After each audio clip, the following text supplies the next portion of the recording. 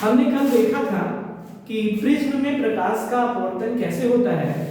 आज हम देखेंगे कि प्रिज्म में प्रकाश का विचलन और विचलन कोण के साथ साथ आपतन कोण किस प्रकार संबंधित है, यानी आपतन कोण बढ़ाने पर क्या होता है, विचलन कोण पर क्या असर पड़ता है, हम ये देखेंगे। प्रयोगों द्वारा देखा गया, यानी विभिन्न प्रैक्टिकल किया गया और देखा गया कि विचलन कोण जो है वो आपतन कोण पर डिपेंड करता है। विचलन कोण किस पर डिपेंड करता है? आपतन कोण पर डिपेंड करता है। यानी हम आपतन कोण, जैसे मैंने एक प्रिज्म बना ही देते हैं, ये एक प्रिज्म है, ये है आपतन कोण, ठीक है। ये लंब के साथ जो बनाएगा वो आपतन कोण, और ये है आई डैश, और पीछे बढ़ाने पर इसको जहां काटेगा वो होगा डेल्टा, मतलब विचलन कोण। कहने का मतलब ये है कि जो विचलन कोण है वो आपतन कोण पर डिपेंड करता है, यानी आपतन कोण बढ़ाने पर विचलन कोण भी बढ़ता है। तो इस हिसाब से एक ग्राफ बनाया गया कि चलिए देखते हैं कि आपतन कोण पर जब डिपेंड कर रहा है विचलन कोण तो उसका ग्राफ कैसा प्राप्त होता है। तो जब भी ग्राफ बनाया गया तो पहले क्या हुआ कि ये आपतन कोण है और ये है विचलन कोण। पहले क्या हुआ कि आपतन कोण बढ़ाने पर विचलन कोण का मान घट रहा था, यानी जो विचलन कोण था प्रिज्म के द्वारा वो आपतन कोण के बढ़ाने पर विचलन कोण घट रहा था, मतलब आपतन कोण बढ़ाया गया, विचलन कोण घटा। तो एक स्थिति ऐसी आई जब विचलन कोण का मान न्यूनतम हो गया। अब फिर विचलन कोण बढ़ाने पर आपतन कोण का मान क्या हो गया, बढ़ने लगा। यानी यहाँ पर तो घट गया, एकदम निम्न सीमा पे घट गया, लेकिन फिर उसके बाद यदि विचलन कोण का मान और अधिक किया गया तो आपतन कोण का मान और अधिक किया गया तो विचलन कोण का मान बढ़ने लगा। अब ध्यान से देखिएगा, यानी जहां पर जिस विचलन कोण पर ये सबसे निम्नतम विचलन कोण प्राप्त हो रहा है उस विचलन कोण को बोलते हैं निम्नतम विचलन कोण, मिनिमम डेविएशन, और इसको प्रदर्शित करते हैं डेल्टा एन से। किससे प्रदर्शित करते हैं? डेल्टा एन से प्रदर्शित करते हैं, ठीक है। बात ध्यान रख दीजिएगा, आपतन कोण बढ़ाने पर विचलन कोण का मान बढ़ रहा, विचलन कोण का मान घट रहा था। फिर ऐसी स्थिति आई कि विचलन कोण का मान न्यूनतम हो गया और उस विचलन कोण के मान जो कि यहाँ पे न्यूनतम था, विचलन कोण का मान न्यूनतम होने के बाद यदि आपतन कोण का मान बढ़ाया जा रहा है तो विचलन कोण का मान बढ़ने लग रहा है। क्योंकि यहाँ पर इससे ज्यादा घट नहीं रहा है विचलन कोण, इसलिए इसका नाम रखेंगे निम्नतम विचलन कोण। और निम्नतम विचलन कोण की स्थिति में हम ये पढ़ेंगे कि प्रिज्म का अपवर्तनांक क्या होता है, ठीक है। ध्यान से देखिएगा कि यहां पर हम इस ग्राफ से ये भी समझ सकते हैं कि एक और केवल एक ही आपतन कोण पर, यानी एक ही आपतन कोण पर विचलन कोण का मान न्यूनतम है। ध्यान दीजिएगा इस बात को, इस बात का आगे प्रयोग है।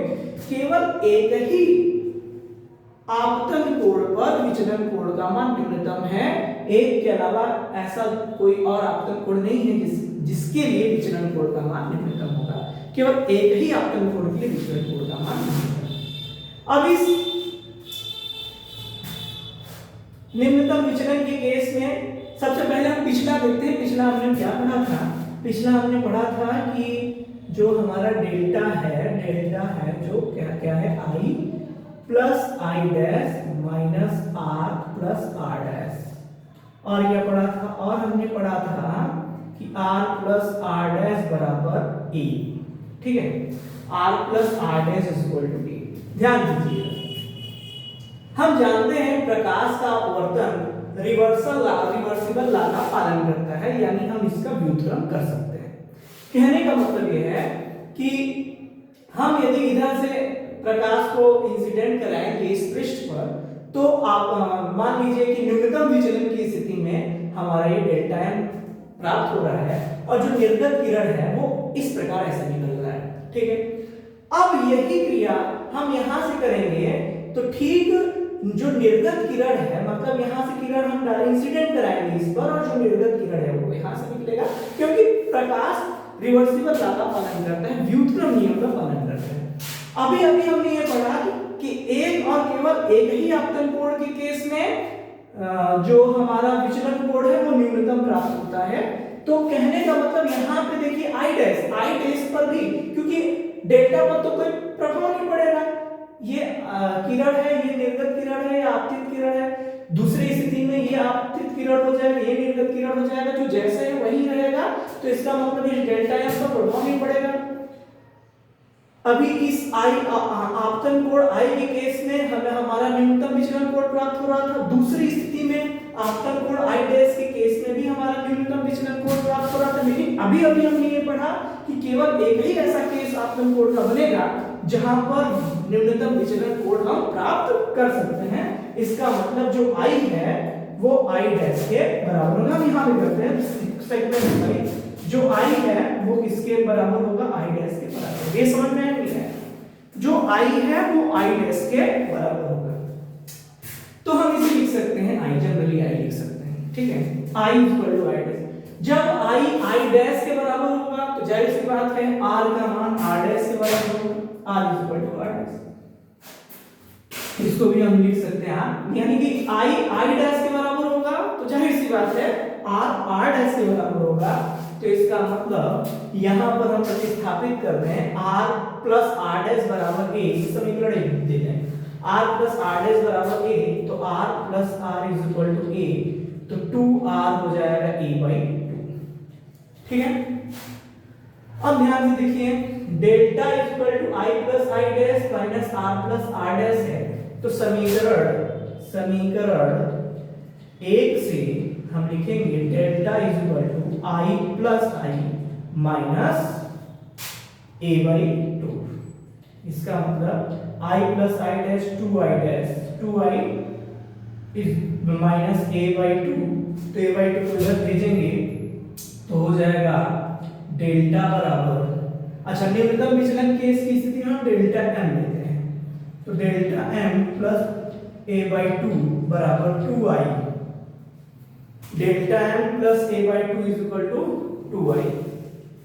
r प्लस r डैश के जगह पे हमने लिखा a by 2 यानी कि r प्लस r का यहाँ पे हम 2 का गुणा कर सकते हैं, ठीक है, क्योंकि हम r प्लस r डैश का मान लिख रहे हैं, तो r प्लस r डैश का मान यहाँ पर है a। कोई कहने का मतलब यहाँ इसको नोट कर लीजिएगा आप लोग, यदि हम इसको नोट कर लीजिएगा कि 2r की वैल्यू क्या है, a है, तो r की वैल्यू होगी यहाँ से, r की वैल्यू होगी a by 2।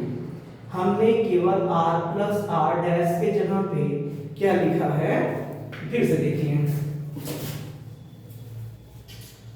समीकरण एक से डेल्टा m न्यूनतम मिनिमम विचलन की केस में हम लिखेंगे डेल्टा m बराबर i plus i minus a, यानी कि 2i minus a, delta m यानी डेल्टा m प्लस a बराबर 2i, तो delta m plus a is equal to i upon 2, यानी ये हो जाएगा i is equal to delta m plus a by 2।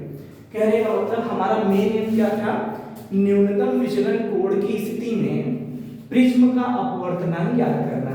तो न्यूनतम विचलन कोण की स्थिति में प्रिज्म किसी भी चीज का अपवर्तनांक निकालने से जानते हैं कैसे निकलता है, अपवर्तनांक n बराबर अपवर्तनांक n, इसे नोट करना हो तो नोट कर लीजिएगा, ठीक है। फिर से कर रहे हैं,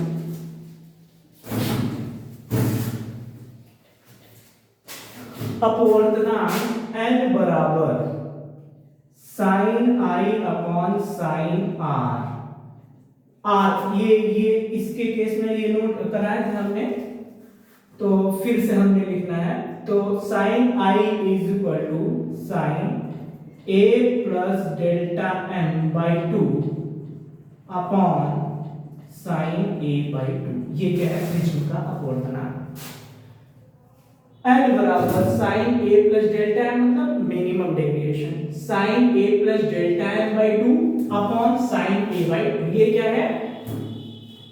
मिनिमम डेविएशन के केस में प्रिज्म के अपवर्तनांक का फार्मूला। यदि प्रिज्म अत्यंत पतला हो, प्रिज्म पतला हो, तो पतले प्रिज्म के लिए जो sine a plus delta m लेंगे तो किसके बराबर होगा? a plus delta m by 2 के, और जो साइन a बाई 2 बराबर होगा वो किसके बराबर होगा? a बाई 2 के। किसके लिए? पतले प्रिज्म के लिए। ठीक है, तो यहां पर हम फिर प्रतिस्थापित करेंगे, तो क्या मिलेगा? n इज इक्वल टू, यहां पर n is equal to a plus delta m by 2 upon a by 2। तो यहां पे क्या हो गया? n a बराबर a प्लस डेल्टा m, तो इसका मतलब n a माइनस a बराबर delta m। n a common ले लेंगे, यहाँ पे n minus 1 into a is equal to delta m हो जाएगा। यानी पतले प्रिज्म के लिए जो डेविएशन होगा वो कैसे प्राप्त होगा? हम अपवर्तनांक में से एक घटा के प्रिज्म के कोण को गुणा कर देंगे, प्रिज्म के कोण का हम गुणा कर देंगे। ये हमें पतले प्रिज्म के अपवर्तनांक के लिए मिनिमम डेविएशन प्राप्त हो जाएगा।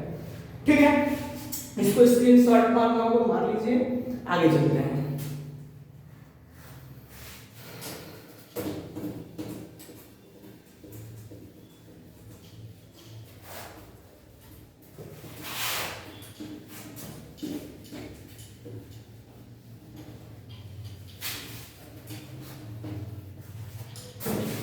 अब ध्यान दीजिए, जब भी कोई श्वेत प्रकाश की किरण,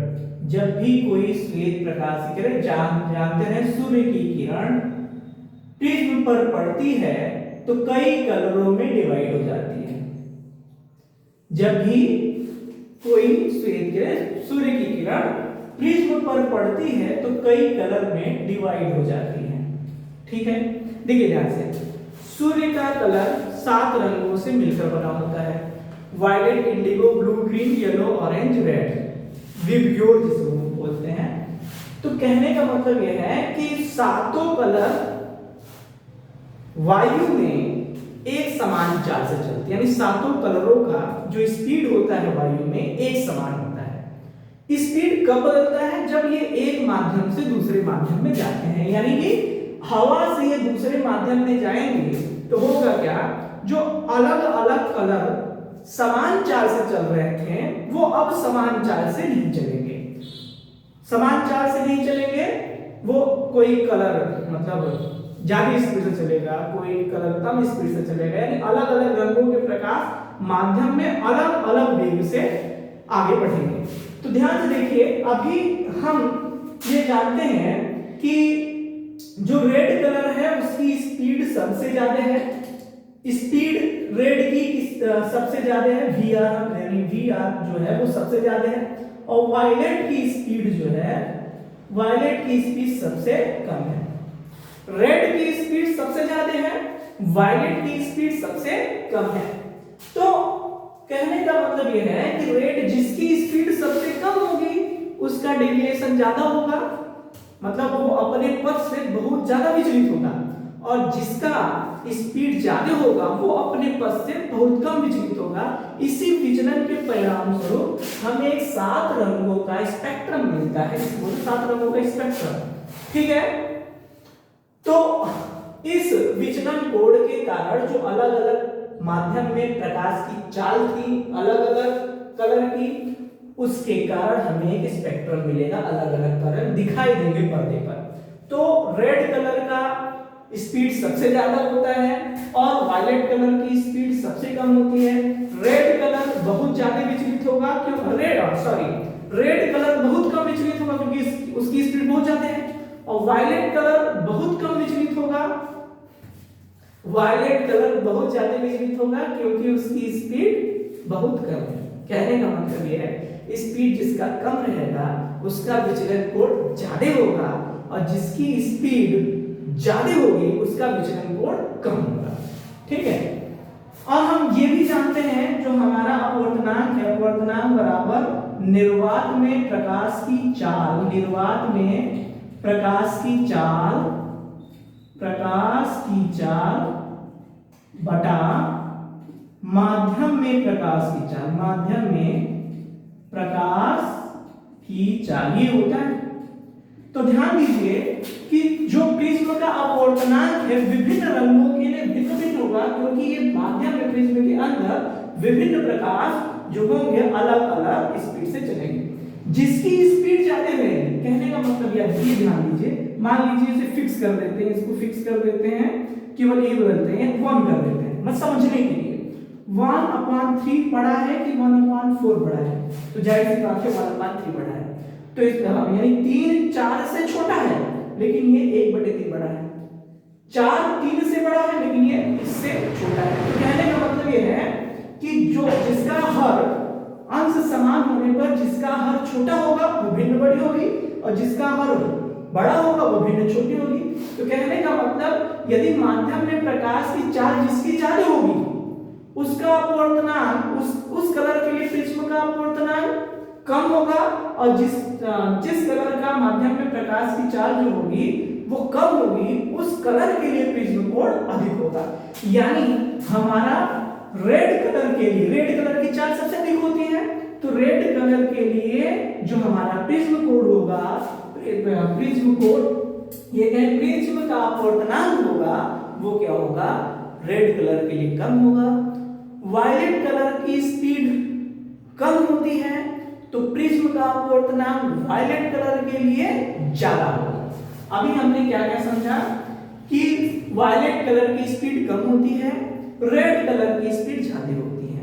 जिसकी स्पीड कम होती है उसका डेविएशन अधिक होता है, जिसकी स्पीड ज्यादा होती है उसका डेविएशन कम होता है। जिसकी स्पीड कम हुई उसका डेविएशन ज्यादा, जिसकी स्पीड ज्यादा उसका डेविएशन कम। तो कहने का मतलब ये हुआ कि वायलेट की स्पीड सबसे कम है तो वायलेट बैगनी रंग के प्रकाश का विचलन कोण सबसे अधिक होगा। लाल कलर का स्पीड सबसे ज्यादा है तो लाल कलर का जो डेविएशन होगा, विचलन कोण होगा, वो सबसे कम होगा। और जिसका माध्यम में प्रकाश की यानी जिसका जो प्रिज्म में प्रकाश की चाल सबसे अधिक होगा उसके लिए अपवर्तनांक सबसे कम होगा इसके अनुसार, और जिस प्रकाश की चाल प्रिज्म में सबसे कम होगा उसके लिए प्रिज्म का अपवर्तनांक सबसे ज्यादा होगा। समझ में आ रहा है? तो इन सभी चीजों का और आगे बढ़ा दें तो हम इन सभी चीजों को अच्छे समझने के लिए वर्ण विक्षेपण क्षमता पढ़ते हैं। वर्ण विक्षेपण क्षमता क्या होता है, देखिए ध्यान से, अलग अलग रंगों के बीच जो कोण बनता है विचलन कोण, अलग अलग रंगों के बीच जो विचलन कोण बनता है उसको बोलते हैं परिक्षेपण। उसको क्या बोलते हैं, परिक्षेपण। कहने का मतलब ये भी है कि इसको आगे बढ़ा दिए और इसको आगे बढ़ा दिए, इसको आगे बढ़ा दिए, तो इन दोनों रंगों के बीच यानी ये ऐसे है, इन दोनों रंगों के बीच जो कोण बनेगा उसे बोलेंगे परिक्षेपण कोण। उसे क्या बोलेंगे, परिक्षेपण कोण। समझ में आ रहा है कि नहीं आ रहा है? उसे क्या बोलेंगे। फिर उसके बाद मान लीजिए कि रेड, वायलेट और रेड के बीच कोण परिक्षेपण कोण सबसे ज्यादा, तो वायलेट सबसे नीचे होगा और रेड सबसे ऊपर होगा। इन दोनों के बीच परिक्षेपण कोण सबसे ज्यादा होगा। तो कितना ज्यादा होगा हमें निकालने के लिए हम क्या निकालेंगे, डेल्टा m बराबर n-1 इंटू e। तो डेल्टा m बराबर n-1/e। तो डेल्टा m किसके केस में हमें निकालना है, वायलेट के केस में निकालना है। ठीक है, देखिए ध्यान से, यदि हम यहाँ पे वायलेट कलर के निकालें तो डेल्टा v इक्वल टू हो जाएगा nv-1 इंटू ए, और हम रेड कलर के निकालें तो हो जाएगा nr-1 इंटू ए। हमें क्या निकालना है कि इन दोनों के बीच कितना विचलन कोण है। एक्चुअली फिगर ठीक से नहीं बना है तो हमें क्या करना पड़ेगा, डेल्टा r में से डेल्टा v घटाना पड़ेगा। तो delta R N are minus one में से हमें क्या घटाना पड़ेगा, N V minus one into A. तो कुल मिला के ध्यान से देखिएगा, घटा रहे हैं तो n are minus N v आएगा, बाकी सब कैंसिल हो जाएगा इंटू ए। ठीक है, ये ए से कैंसिल एन, यानी N are minus N V into A आएगा। ठीक है, तो परिक्षेपण क्षमता क्या होता है कि रेड कलर और वायलेट कलर के बीच जो कोण बन रहा है और येलो कलर का जो विचलन कोण है, यानी रेड कलर वायलेट कलर के विचलन कोणों के और येलो कलर यानी कि पीले कलर के विचलन कोण के अनुपात को रेड मतलब लाल और बैंगनी कलरों के बीच बने कोण और पीले कलर के विचलन कोण के अनुपात को परिक्षेपण क्षमता कहते हैं। यानी कहने का मतलब है कि डेल्टा आर, परिक्षेपण क्षमता का मतलब delta R minus delta V upon delta Y yellow colour का। डेल्टा आर क्या हो गया, N are minus N V A upon ये क्या होगा, N Y minus one into A से कैंसिल हो गया, N are minus N V upon N Y minus one. तो अलग अलग कलरों के बीच हमें निकालना है, तो ये तो सेम रखेंगे क्योंकि ये बीच में रहता है, और इसको हम बदल सकते हैं। ठीक है, धन्यवाद।